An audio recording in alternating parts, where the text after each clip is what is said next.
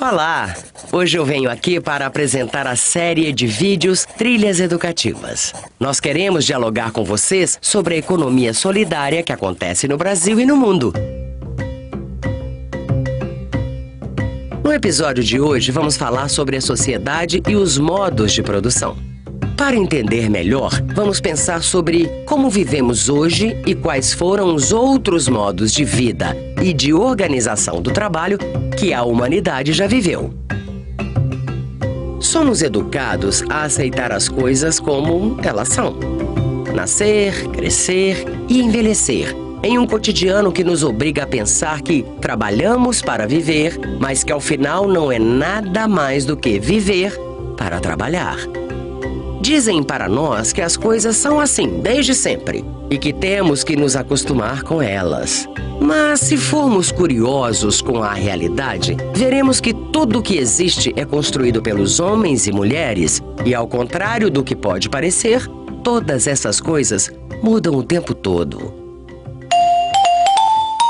Mas afinal, como funcionam os modos de produção nas sociedades? A história da humanidade é composta por uma sucessão de tipos diferentes de modos de produção de bens para satisfazer as necessidades humanas. Isso significa que, ao longo da história, as formas de produzir, organizar o trabalho e distribuir a riqueza produzida coletivamente foram sendo modificadas. Podemos começar a entender os modos de produção resgatando outros tempos e outras sociedades. O modo de produção tribal foi a forma de organização do trabalho mais antiga, duradoura e geograficamente distribuída que se tem notícias.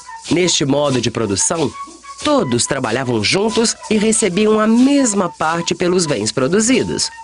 Não haviam classes sociais ou Estado. Não havia a exploração de uns sobre os outros. Não havia mercadoria ou dinheiro e as trocas dos bens eram feitas de maneira simples e quase sempre em caráter celebrativo e solidário. O modo de produção tributário ocorreu principalmente na África, Ásia e Américas.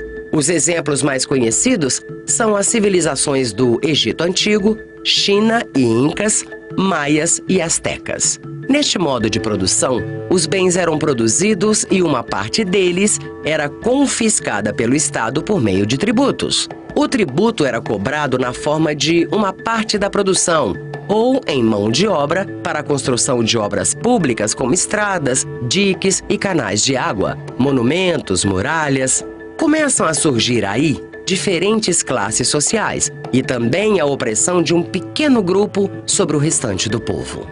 Surge neste período o dinheiro, a escrita e as feiras. O modo de produção escravista antigo ocorreu principalmente na Europa, na Grécia e na Roma antigas. Nesse modo de produção existiam diferentes classes. Na base estavam os escravos, que trabalhavam e produziam a maior parte de tudo que se consumia. E no topo da sociedade, os senhores de escravos, uma minoria que não trabalhava e desfrutava de tudo que era produzido. Os escravos só recebiam a comida, enquanto os trabalhadores livres, plebeus, viviam da produção para o autoconsumo e a troca do excedente.